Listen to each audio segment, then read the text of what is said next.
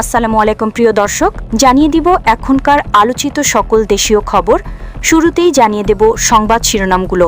পাবনায় পুলিশ কর্মকর্তার বাসায় দুর্ধর্ষ চুরি।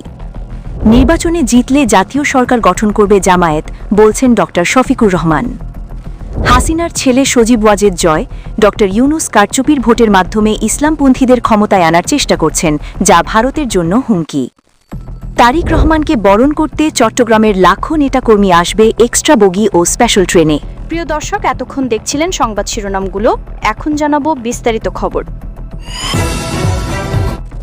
পাবনায় ঈশ্বরদীতে এক পুলিশ কর্মকর্তার বাসায় দুর্ধর্ষ চুরির ঘটনা ঘটেছে। এতে স্বর্ণালঙ্কার ও নগদ অর্থসহ আনুমানিক ৬ লাখ টাকার মালামাল খোয়া গেছে। চুরির শিকার পুলিশ কর্মকর্তা হলেন ঈশ্বরদী থানা পুলিশের উপপরিদর্শক ও থানার সাবেক সেকেন্ড অফিসার মোহাম্মদ শরীফুজ্জামান। ঘটনার সত্যতা নিশ্চিত করে ঈশ্বরদী সার্কেলের অতিরিক্ত পুলিশ সম্পর্ক প্রণব কুমার সরকার বলেন, পুলিশ কর্মকর্তার বাসায় চুরির ঘটনাটি অত্যন্ত গুরুত্বের সাথে দেখা হচ্ছে। ইতোমধ্যে তদন্ত শুরু হয়েছে এবং জড়িতদের শনাক্তে প্রয়োজনীয় ব্যবস্থা নেওয়া হচ্ছে। ভুক্তভোগী উপপরিদর্শক মোহাম্মদ শরীফুজ্জামান জানান, শুক্রবার সন্ধ্যায় বিশেষ প্রয়োজনে স্ত্রীকে নিয়ে বাসায় তালাবদ্ধ করে বাইরে যান তারা। রাত ৮টার দিকে বাসায় ফিরে দেখেন ঘরের আসবাবপত্র এলোমেলো অবস্থায় রয়েছে। পরে খোঁজ নিয়ে জানতে পারেন রান্নাঘরের এক্সিট ফ্যান ভেঙে দুর্বৃত্তরা ঘরে প্রবেশ করে। প্রাথমিকভাবে ধারণা করা হয় একটি শিশুকে ঘরের ভেতরে ঢুকিয়ে চুরির ঘটনা ঘটানো হয়। এ সময় বাসায় ওয়ার্ড্রোবটিকে প্রায় ১.৫ ভরি স্বর্ণালঙ্কার, ৬ ভরি রূপা, একটি ডায়মন্ডের নাকফুল, নগদ ২ লাখ টাকা ও অন্যান্য মূল্যবান জিনিসপত্র চুরি করে নিয়ে যায় দুর্বৃত্তরা।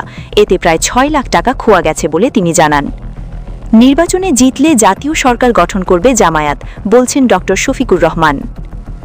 আগামী ত্রয়োদশ জাতীয় সংসদ নির্বাচনে জামায়াতে ইসলামী বিজয়ী হলে অন্যান্য রাজনৈতিক দলকে সাথে নিয়ে জাতীয় সরকার গঠনের ঘোষণা দিয়েছেন দলটির আমির ড শফিকুর রহমান। তবে এক্ষেত্রে দুটি শর্ত জুড়ে দিয়েছেন তিনি।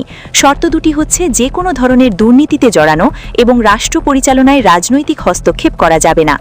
রাতে লন্ডনের মায়দা গ্রিল ব্যাংকুয়েটিং হলে আয়োজিত এক মিট দ্য প্রেস অনুষ্ঠানে তিনি এসব কথা বলেন। অনুষ্ঠানের আয়োজন ও পরিচালনা করেন জামায়াতে ইসলামীর ইউরোপের মুখপাত্র ব্যারিস্টার আবু বক্কর মোল্লা। সংবাদ সম্মেলনে জামায়াত আমির বলেন, দেশের জনগণ সরকার গঠনে পরিবর্তন চায় এবং সুস্থ, অবাধ ও নিরপেক্ষ নির্বাচন প্রত্যাশা করছে।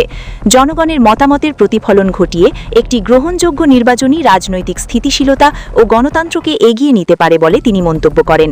তিনি আরও বলেন, জামায়াত বিজয়ী হলে জাতি ও ধর্ম নির্বিশেষে সবাইকে নিয়ে মদিনা সনদের আলোকে রাষ্ট্র পরিচালনা করা হবে। বাংলাদেশ সবার দেশ, কোনো ধর্মের মানুষকে দমন করা যাবে না।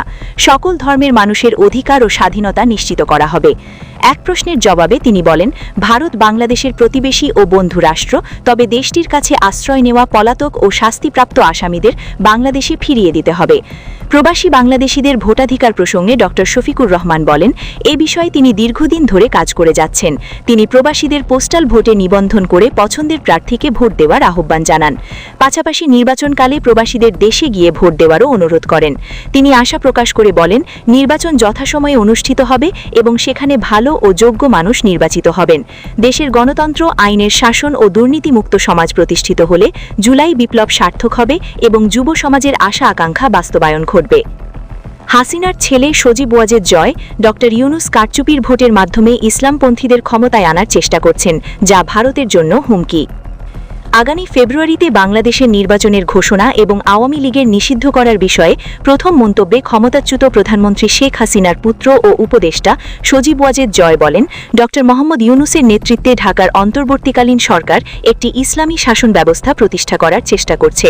তিনি আরও সতর্ক করেন যে বাংলাদেশের নিরাপত্তা পরিস্থিতি ভারতের জন্য আরও হুমকি স্বরূপ।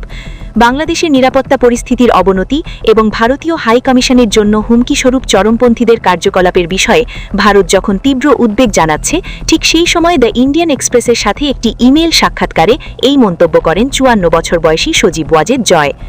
সাক্ষাৎকারে জয়কে প্রশ্ন করা হয়, আপনি এবং আপনার মা শেখ হাসিনা নির্বাসিত আছেন, বেগম খালেদা জিয়া গুরুতর অসুস্থ এবং তার ছেলে তারেক রহমান বাংলাদেশে ফিরে আসেননি। এটা কি বাংলাদেশের রাজনীতির ক্ষেত্রে দুটি সবচেয়ে শক্তিশালী রাজবংশের সমাপ্তি হতে পারে? জবাবে জয় বলেন, আমি জিয়া পরিবারের পক্ষে কথা বলতে পারি না, কিন্তু আমার মা রাজবংশ প্রতিষ্ঠার জন্য রাজনীতিতে যোগ দেননি। আমার নানা এবং আমার প্রায় সমগ্র পরিবারকে হত্যার পর তিনি রাজনীতিতে আকৃষ্ট হন। আমি যদি তার জায়গায় থাকতাম তাহলে ন্যায় বিচার পাওয়ার জন্য আমি একই কাজ করতাম। এখন আমরা একই রকমের ঘটনা ঘটতে দেখছি এবং পরিস্থিতি নাটকীয়ভাবে পরিবর্তিত হতে পারে। তাই ভবিষ্যতে কি হতে পারে আপনি কখনোই জানেন না। আওয়ামী লীগের প্রাসঙ্গিকতার প্রশ্নে জয় বলেন, আওয়ামী লীগ সর্বদা প্রায় 40% ভোট পেয়েছে, যা প্রায় অর্ধেক জনসংখ্যা।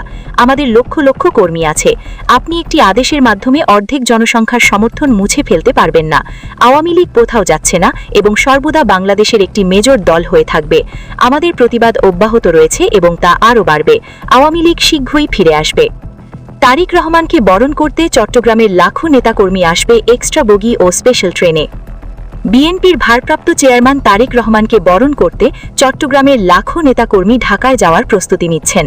চট্টগ্রাম মহানগর, উত্তর ও দক্ষিণ জেলা বিএনপি ও অঙ্গ সংগঠনের নেতাকর্মীরা দফায় দফায় প্রস্তুতি সভা করছেন। এর অংশ হিসেবে ইতোমধ্যে চট্টগ্রাম থেকে ঢাকামুখী ট্রেনে আগাম বুকিংয়ের প্রস্তুতি নেওয়া হচ্ছে। 23 ও 24 ডিসেম্বর চাহিদা অনুযায়ী বিভিন্ন ট্রেনে এক্সট্রা বগি লাগানোর ব্যবস্থা করা হবে। 24 ডিসেম্বর চট্টগ্রাম থেকে একটি স্পেশাল ট্রেনের ব্যবস্থা করা হচ্ছে। পরিবহন মালিকদের সঙ্গেও বাস ভাড়ার জন্য যোগাযোগ শুরু করেছে দলের দায়িত্বশীল নেতাকর্মীরা। বাস, ট্রাক, পিকআপ, হাইএস থেকে শুরু করে ব্যক্তিগত গাড়ি এমনকি বিমানেও নেতাকর্মীরা যাত্রা করবেন। 24 ডিসেম্বর রাতের মধ্যেই রাজধানীতে পৌঁছার প্রস্তুতি নিয়েছেন তারা। চট্টগ্রাম মহানগর বিএনপির সদস্য সচিব নাজিমুর রহমান বলেন, ভারপ্রাপ্ত চেয়ারম্যানের স্বদেশ প্রত্যাবর্তনের এই ক্ষণটিকে উদযাপন করতে চান চট্টগ্রামের নেতাকর্মীরা। সবার মধ্যে সৃষ্টি হয়েছে ব্যাপক উৎসাহ উদ্দীপনা। প্রিয় নেতাকে এক নজর দেখার ইচ্ছে পুষে রেখেছেন অনেকে। তিনি জানান, রেল কর্তৃপক্ষের সঙ্গে কথা হয়েছে।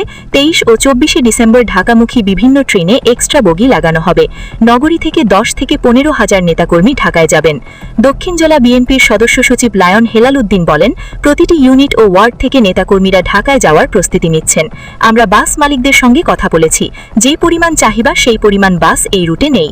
প্রিয় নেতাকে দেখতে অনেকে মোটরসাইকেল চালিয়েও ঢাকার পথে রওনা দেওয়ার প্রস্তুতি নিচ্ছেন। প্রিয় দর্শক, এই ছিল এখনকার গুরুত্বপূর্ণ নিউজ। আরও গুরুত্বপূর্ণ নিউজ নিয়ে ফিরছি কিছুক্ষণের মধ্যে। নিউজগুলো সবার আগে দেখার জন্য এই চ্যানেলটি সাবস্ক্রাইব করে আমাদের সাথে থাকুন। ধন্যবাদ।